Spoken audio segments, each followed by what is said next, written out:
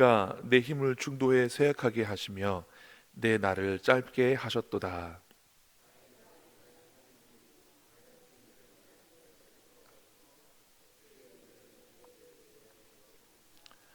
주께서 옛적에 땅에 기초를 놓으셨사오며 하늘도 주의 손으로 지으신 바니이다.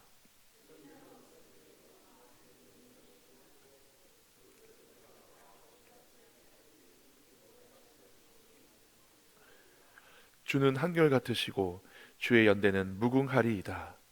주의 종들의 자손은 항상 안전히 거주하고 그의 후손은 주 앞에 굳게 서리이다 하였도다.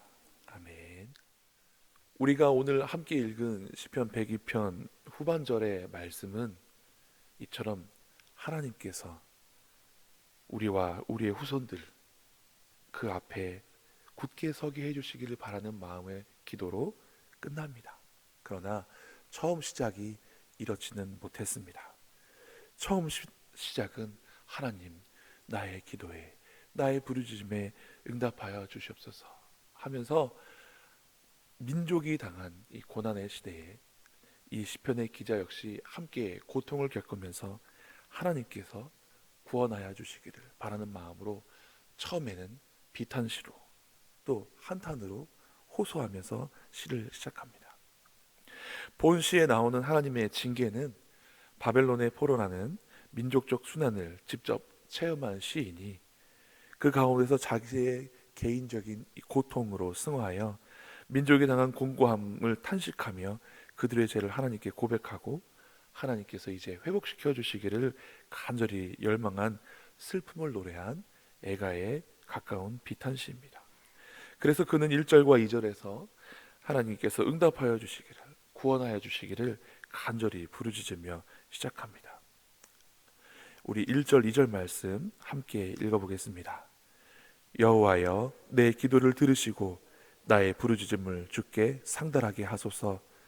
나의 괴로운 날에 주의 얼굴을 내게서 숨기지 마소서. 주의 귀를 내게 기울이사 내가 부르짖는 날에 속히 내게 응답하소서. 아멘.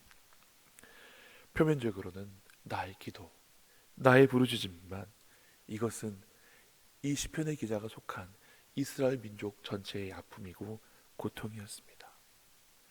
이처럼 교회는, 이처럼 성도는 나라와 민족의 아픔을 자기의 아픔으로 함께 아파하고 하나님께 기도하는 사람입니다. 교회는 나라와 민족을 분리하고 구별하여서 생각할 수 없습니다. 우리는 이 땅에서 하나님의 나라를 살아가지만 또한 세상에 발을 딛고 사는 사람임이 맞습니다. 그래서 이 땅에 있는 이 아픔과 고통, 나라와 민족이 함께 겪는 이 고난의 시기 가운데 나 혼자 기쁘고 나 혼자 행복할 수 없는 것입니다. 그래서 하나님께서 기도를 들어주시기를, 하나님께서 구원해 주시기를, 하나님께서 바라봐 주시기를, 하나님께서 귀 기울여 주시기를 구하며 나아가야 하는 것입니다. 교회는 이처럼 나라와 민족의 아픔을 함께하고 다른 사람의 아픔을 나누는 사람이 되어야 하는 것입니다. 그래서 성경은 슬퍼하는 자들로 함께 울고 기뻐하는 자들로 함께 기뻐하라 말씀하신 줄 믿습니다. 그러면 이 고난이 어떠했는가? 하나님께서 속히 응답하여 주시기를 바라는 마음으로 기도하였는데 그 이유를 제가 3절, 4절, 5절, 6절, 7절, 8절, 9절에 계속해서 나오는 그 표현을 통해서 얼마나 그 고통과 아픔이 있었는가 나눠보고자 합니다. 3절을 보면 내 뼈가 숯같이 탄 것과 같이 괴롭다라고 표현하고 있습니다. 4절에서는 마음이 풀같이 시들고 말라버린 것 같습니다 라고 이야기합니다. 5절에서는 광야의 올빼미나 황폐한 곳에 부엉이같이 되었다라고 이야기합니다. 7절에서는 밤을 새우며 지붕 위에 외로운 참새와 같이 되었다라고 이야기하고 8절에서는 원수들이 종일 자기를 비방하였고 9절에서는 죄를 양식같이 먹고 눈물 섞인 물을 마셨다라고 이야기합니다. 우리나라 사람들도 힘들고 어려울 때 눈물 젖은 빵, 눈물 젖은 밥을 먹어봤다라고 이야기하는데, 이 시편의 기자가 이야기하는 것은 자기의 속은 숯같이 타버리고 말라버렸으며, 자기의 처한 상황은 광야의 올빼미 같고 밤을 지새운 지붕 위에 참새같이 처량하고, 원수들은 자기를 비방하는 고난 가운데 있다라고 이야기합니다. 바라기는 이러한 고통과 고난이 이 은혜의 자리에 나온 여러분들에게 임하지 않기를 간절히 바랍니다. 그러나 혹 이와 같은 괴로운 일이 있으시더라도 이겨내시고 힘을 내실 수 있기를 바랍니다. 왜냐하면 이 시편의 기자는 괴로움을 한탄하는 것에서 끝내지 않고 있기 때문에 그렇습니다. 시인은 자신의 신세를 한탄하는 것에서 그치지 아니하고 그것을 하나님께 아뢰므로 하나님께서 회복시켜 주시기를 소망하는 마음으로 간구하고 있기 때문에 그렇습니다. 교회는, 성도는 비록 자신이 고난 가운데 있을지라도 신실하신 하나님을 믿고 그 믿는 하나님께서 자기를 구원해 주실 것을 소망하는 마음으로 견디는 자들입니다. 비록 그는 고난 중에 있지만 소망 중에 있습니다. 13절 말씀 같이 읽겠습니다. 주께서 일어나사 시온을 긍휼히 여기시리니 지금은 그에게 은혜를 베푸실 때라. 정한 기한이 다가옴이니이다. 아멘. 이러한 고난과 환난 가운데서도 시인은 하나님께서 자신을 그리고 이스라엘을 긍휼히 여기실 것이다 라고 말합니다.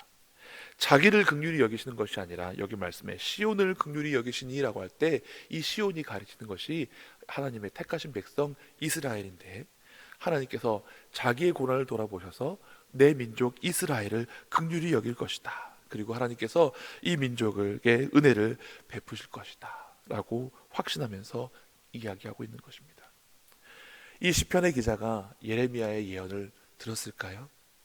이 시편의 기자가 예레미야의 예언을 듣고 믿었을까요? 그것은 우리가 알 수 없습니다만, 적어도 그는 하나님께서 이제는 이 어려운 고난의 시절을 끝내시고 하나님께서 이 민족을 긍휼히 여기셔서 은혜를 베푸실 것이다, 그 기한이 점점 다가오고 있습니다 라고 믿음으로 고백하고 있고, 그 믿음을 통해서 우리가 이 시인에게 소망이 있음을 알 수 있는 것입니다. 그리고 그 믿음과 소망은 오랜 시간의 고난에도 꺼지지 않는 것을 알 수 있습니다. 잠시 잠깐 고난은 견디기 쉬우나 오랫동안 그 아픔이, 오랫동안 그 고통의 시간이 계속된다면 믿음이 연약해지고 소망의 불이 꺼질 수 있습니다. 그러나 시편의 기자는 그렇지 않은 것 같습니다. 오늘 본문 23절 24절 말씀 같이 읽겠습니다. 그가 내 힘을 중도에 쇠약하게 하시며 내 날을 짧게 하셨도다. 나의 말이 나의 하나님이여 나의 중년에 나를 데려가지 마옵소서. 주의 연대는 대대에 무궁하니이다. 아멘.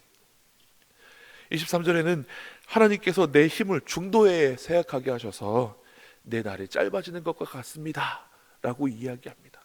즉 인생을 다 충분하게 살고 그 연수를 누린 노인이다 라는 생각이 안 들고, 아직 내가 때가 아닌데 하나님께서 나의 날을 짧게 하신 것 같습니다 라고 이야기하고 있는 것입니다. 그리고 24절 말씀에 그의 간구가 무엇입니까? 나의 중년에 데려가지 마옵소서 라고 하는 것입니다. 즉 이 사람은 아직 노인은 아닌 중년에 이른 사람이라는 것을 알 수 있습니다. 그러면 이 중년에 이르기까지 그가 겪어왔던 시절이 어떻겠습니까? 이스라엘 민족이 바벨론의 포로로 지낸 시절이 70년입니다. 아마도 이 사람이 어렸을 때에 바벨론에 부모님과 함께 끌려왔거나 혹은 바벨론에 끌려온 부모님이 그곳에서 낳은 사람이었을지도 모르겠습니다. 그리고 그가 이제 장성하여 중년에 이르렀습니다. 즉 어려서부터 지금까지 혹은 나면서부터 지금까지 민족이 당한 고난 가운데 그도 고통스럽고 괴로움에 처해 있지만 여전히 그는 소망을 잃지 않고 하나님에 대한 신뢰와 믿음을 잃지 않고 버티고 견디고 있다라는 것입니다.